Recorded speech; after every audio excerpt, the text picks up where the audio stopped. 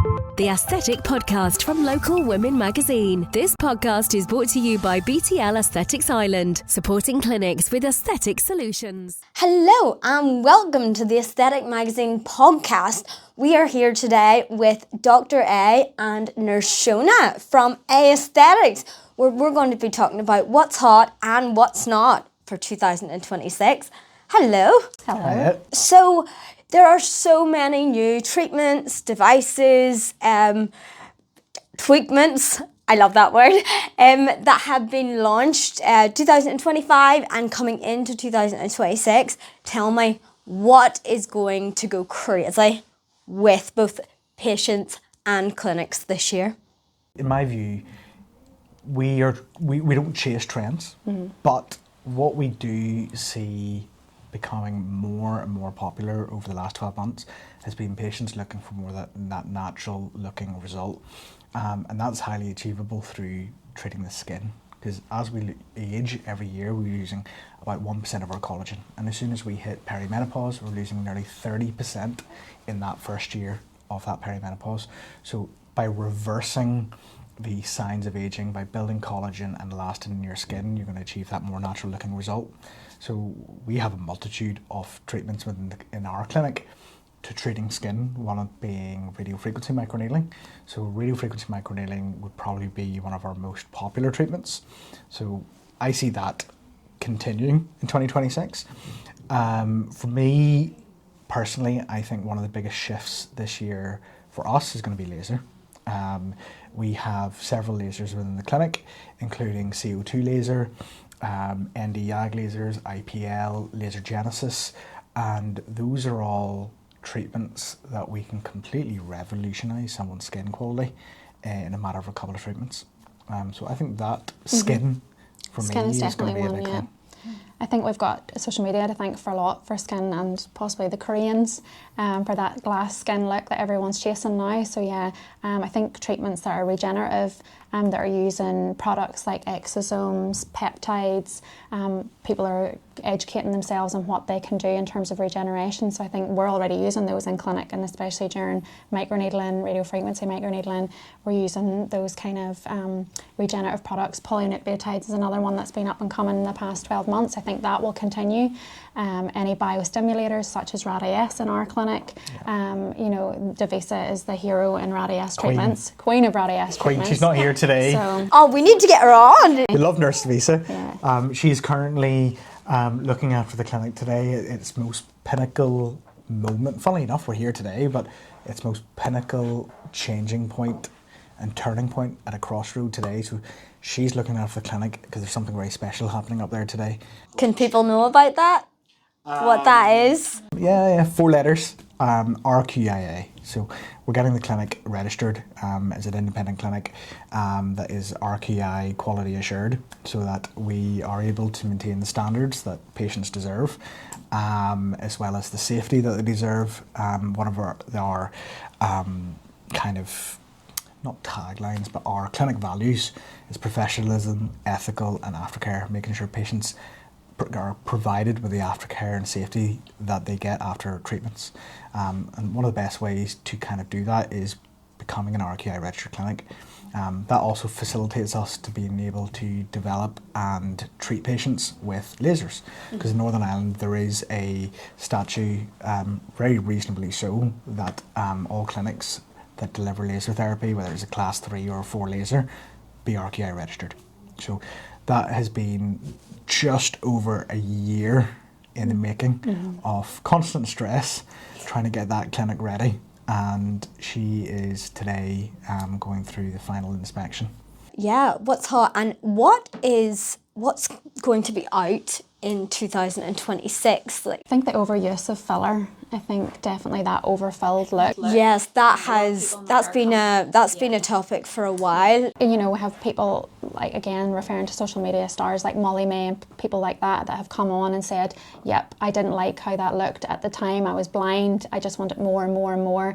But now I'm paring it back. I'm going back to how I should look naturally. I'm getting my lips dissolved, things like that. So I definitely urge people that are maybe thinking about that to come in and have a consultation and start from scratch again and go for that more natural look, because I think the overfilled look can be aging as well, especially for young girls that are maybe starting out in their aesthetics journey, and they want to achieve a little bit of something, but they don't want to go over the top and don't want to stretch the lips to beyond repair as well. So I think definitely dissolving and going back to basics is going to be what's hot, and overfilled looks are what's not. And there have been quite a few complications that have been reported over the years. Filler, have you seen a lot that you've had to go back and fix? Not serious complications. We've seen complications that are common complications after the use of filler, but not anything serious. I would sincerely hope that anything serious be treated immediately by the practitioner who treated the patient in the first place. But thankfully I haven't seen anything serious in our clinic. But there are patients that do have maybe that overfilled duck lip that they don't like, or they want to improve it and make it look more natural. And that's a very common thing. But yes, that's been, around for years, and it's slowly becoming more and more acceptable to maybe go down more the natural looking route rather than the overfilled look. And there's so many myths around aesthetics. What one myth would you like to debunk? I'd say the biggest myth for me would be, does radiofrequency microneedling cause fat loss? No. It can if you inappropriately do the procedure, or you're intentionally trying to cause fat loss in specific areas. Radiofrequency microneedling is a treatment where needles are causing trauma to the skin, and at the tip or throughout the needle there is heat generated, which is radiofrequency, stimulating collagen and elastin. Heat can also melt fat. So one of the most important things is that we're treating the skin here, we're not treating fat. So if your treatment is delivered too deep and the needles hit fat and the heat emulsifies the fat, you can cause fat loss. So one of the biggest myths in this industry, or that I constantly see in social media, is don't get radiofrequency microneedling, which is complete and utter bonkers in my opinion, because that is our most popular treatment, and it's the treatment that we see absolutely spectacular results for in our clinic. And I personally haven't seen any of my patients develop fat loss, unless it's intentionally done in specific areas.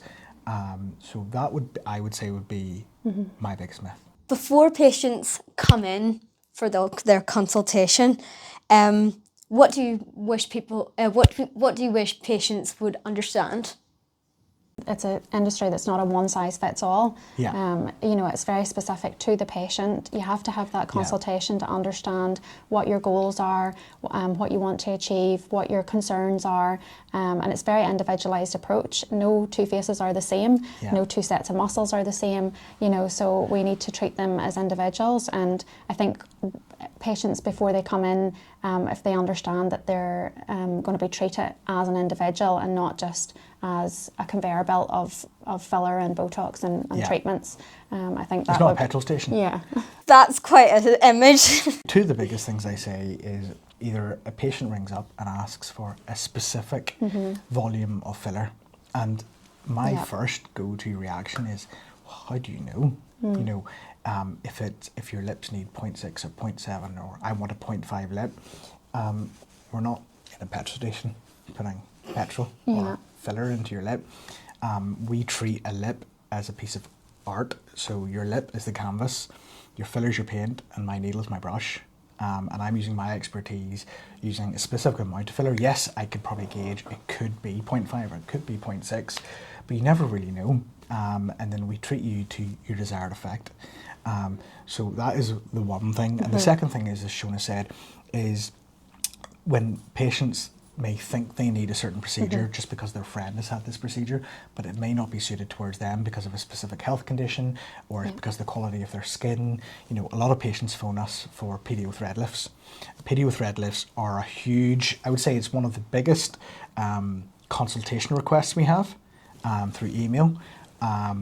but it's one of the least procedures that we would do because 95% of those patients are not suitable for a PDO thread lift, whether that's due to their skin quality, due to the amount of fat that they have on their face, or due to their lifestyle, or them not knowing what the procedure actually entails. So 95 of those patients wouldn't actually be suitable towards it, whereas other treatments would.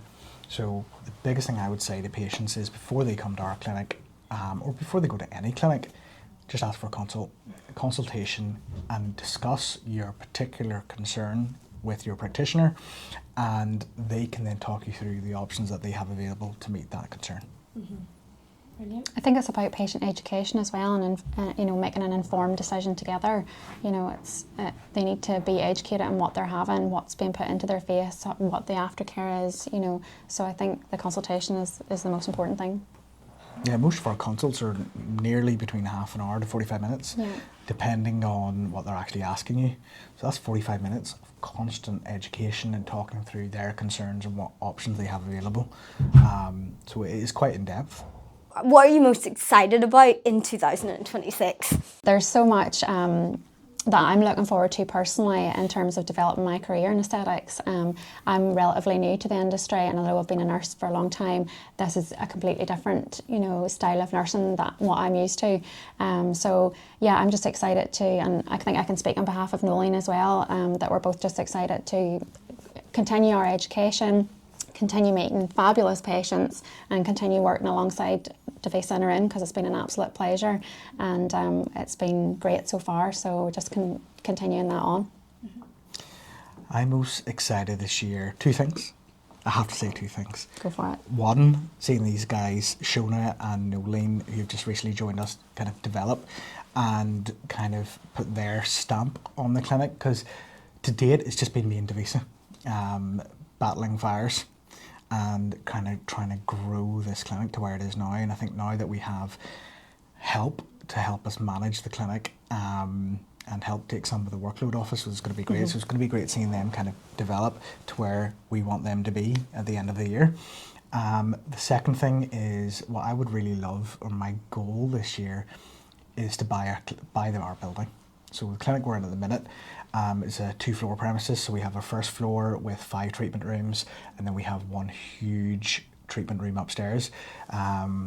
We would love to expand because we need the space. Yeah. If we get any more devices, we're going to have to. You're going to have to. At the minute, we have very little space in the clinic it's now. a bit of a logistical difficulty some days when there's 3-4 practitioners in there, multiple machines going. Yeah. I use 4 rooms at once. You see. So Nurse Devisa and Nurse Shona Nurse Nolene are usually at me trying to get some space. So I think my what I would love is our goal this year to buy our building and expand to our 3rd floor, where we will have a lot more space and more treatment rooms, and we will actually own our building. So that will be my goal. Thank you so much for joining us today. We really appreciate it. And yeah, have an incredible 2026. Thank you. So, thank you. The Aesthetic Podcast from Local Women Magazine. This podcast is brought to you by BTL Aesthetics Ireland, supporting clinics with aesthetic solutions.